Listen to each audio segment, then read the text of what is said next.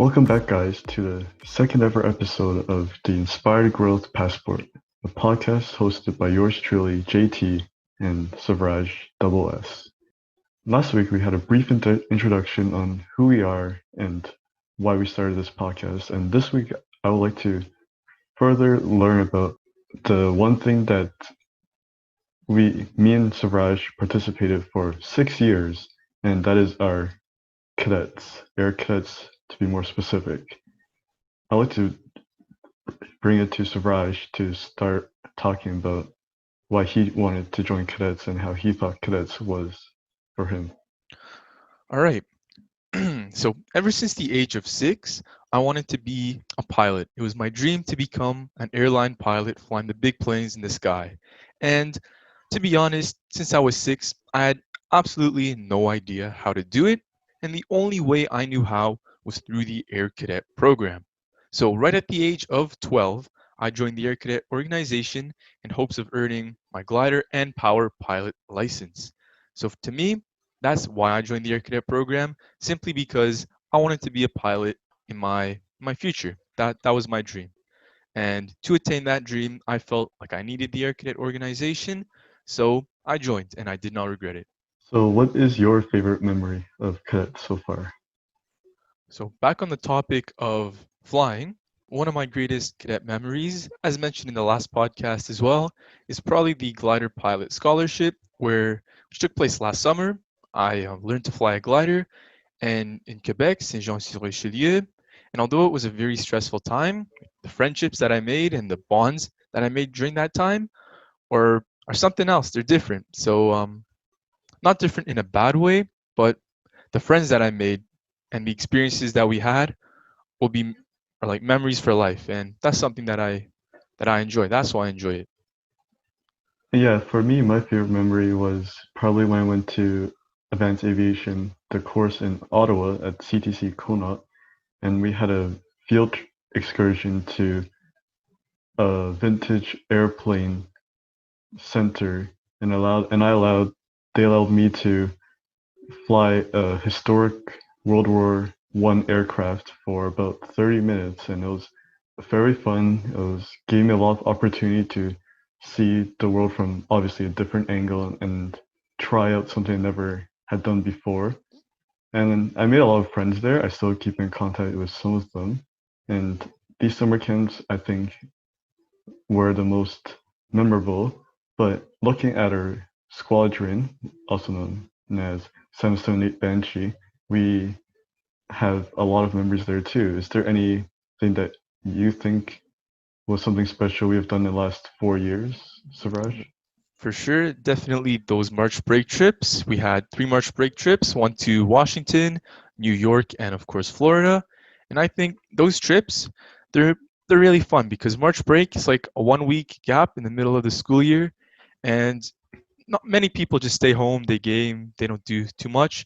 But being in the Air Cadet program, we had the opportunity to go to another country, to go to the US, and it was really fun to go out for 1 week, have the time of our lives. And since we were in the Air Cadet organization, we got to see places that not many people would get to see. For example, we got to go inside the Pentagon, which if I myself were to go, or with my family, I wouldn't be able to do that. But since we were from the Air Cadet organization, we were allowed to. And I found that's pretty cool. How about you, Justin? Yeah, like for sure, the last three March break trips we had, which is the only three March break trips we've had, was most fun for me. And the more I think about it, the more I thought I had so much fun there that I wish I could redo it every single year. Especially the trip to Florida last year, where we visited Universal and Disney and SpaceX and went through a lot of cool places that obviously I probably wouldn't have visited. And something that ties all three together is working hard at cadets and participating within the cadet organization. So, Suraj, what have you participated in? So, in the Air Cadet organization, I've done a decent amount of stuff. I've done ground school, which is all the theory knowledge needed to become a pilot. So I've done three years of ground school, and this past year I taught ground school. I've also participated in the effective speaking competition, in which I did a 5 minute prepared speech and a 2 minute impromptu speech at the squadron level, and I placed second, which allowed me to move on to the regional level, and that was a great opportunity as well. I tried the biathlon team, however, I was doing way too much stuff within cadets, out of cadets, and with school, so it was too much, so I didn't really commit to it, but mainly effective speaking and ground school are the two main extracurricular things I've done with cadets. And yeah, for me, I've participated 3 years in the cadet band and winning provincials one year and coming in second the next, which was I thought was really cool. I've also done effective speaking, ground school sports, biathlon, pretty much almost everything except for drill team, as my drill wasn't that great. And I think that participating in these gives us more opportunities in life for cadets. And because in order to go for these March break trips, summer camps, and these national courses, you have to be participating in a lot. And this ties into why we wanted to start up this podcast, which was to inspire you guys to be more active in your community, such as joining cadets, because in cadets you do a lot of community work, such as poppying, tagging, and the Remembrance Day ceremony slash parade. Savraj, is there anything you want to touch upon that, as that's a crucial part to the cadet organization? For sure. So, in the cadet organization, we participate in a lot of community events, as Justin mentioned, the Remembrance Day Parade every November, as well as the Santa Claus Parade every December. However, we're not only limited to these parades.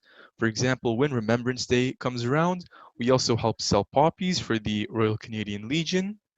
And that's a crucial part of not only cadets but being a good citizen is giving back to the community, and being a part of the cadet organization just makes it that much easier to give back. Yeah, and for myself, like being able to work with others, work for a cause that is good, such as the Royal Canadian Legion, who has helped supported us, our squadron, for a very long time, and allows us to participate in these March break trips, having the ability to be able to give back and to be a good citizen, as you said, is really critical to becoming a better person in life. And there's a lot of lessons that we learned in cadets in the last 2 years, as me and Sahoda have been, or also known as Savraj, have been seniors leading smaller groups of cadets, large group of cadets, and sometimes the entire squadron. So, Savraj, is there any specific lessons or lessons that you want to talk about that you've learned in the last couple of years of being in a leadership role? So, of course, being in a leadership role, I mean, it's silly not to say that I learned how to be a good leader, because although I was put into those positions because of my leadership abilities, being in that position helps you improve that much more. So, for example, I've learned how to properly manage a team of a small group of cadets and a large group of cadets, and I feel like this is a very crucial skill. It's a transferable skill that I can take into the workforce and my workplace in the future, and I can use these skills for my entire life. So I feel managing a team is an essential life skill, and I learned it from cadets. How about you? Have you learned any lessons or skills? I think, like for myself, I think being able to be more confident in what I say to people, earning people's trust, and being more have to display integrity in front of people, becoming more honest and truthful person because people rely on you for information, just being more approachable because like a leader, you have to be approachable, smile, confident.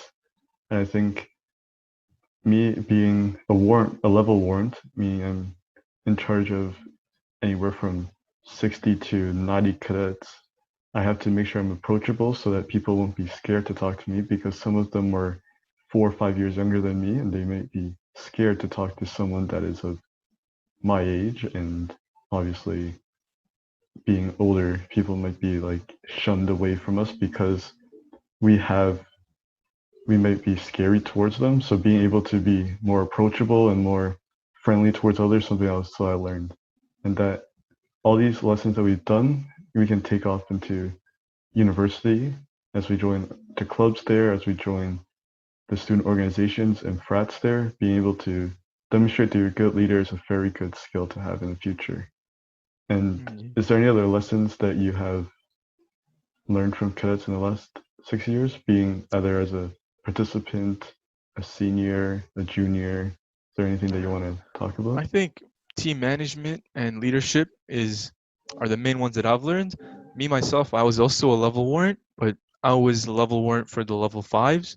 So people similar age from me. So I'm it was slightly easier to be more approachable because we're the same age, so we may have more stuff in common. So I didn't really face the same like issues or problems that you may have like had to overcome. But I think team management is the big one for me.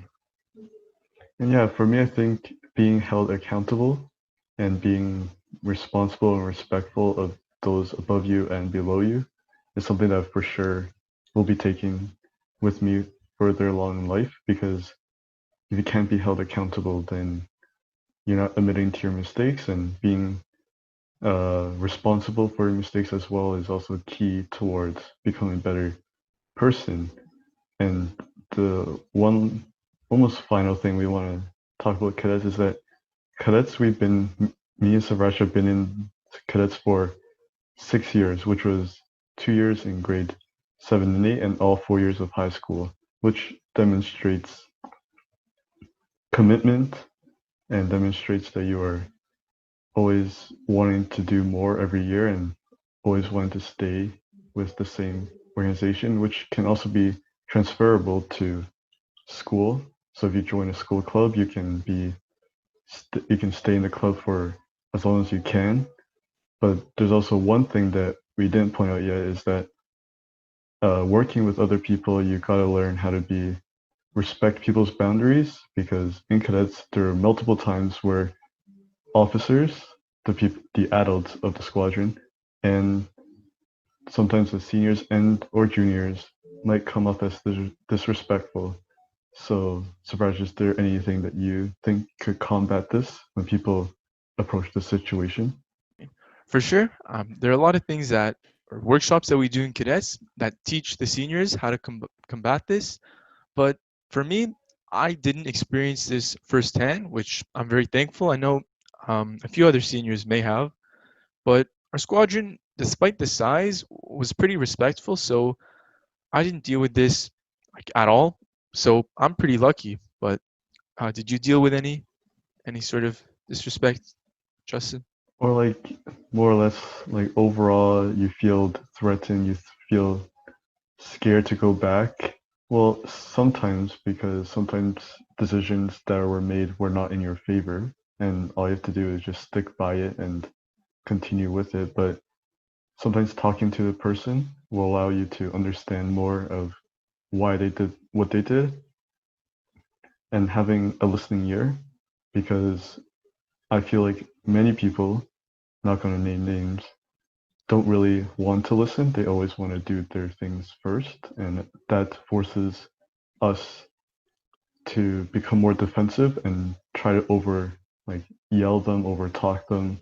So I think just being listening to them more often and trying to understand what the other person's coming towards is something that is useful for later on in your life and in high school as well. Because in high school, there's definitely going to be times where teachers, your friends, your principal, your VP will come at you and say something or do something that forces you to be questioning them or trying to be mad at them because the decision wasn't really you think was the right one.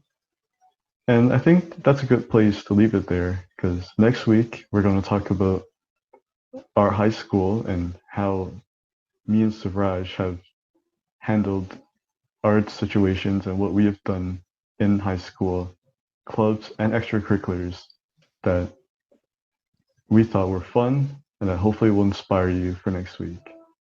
And that's all for this episode here of the second ever episode of the Inspired Growth Passport. Come back next week on Friday and listen to this more.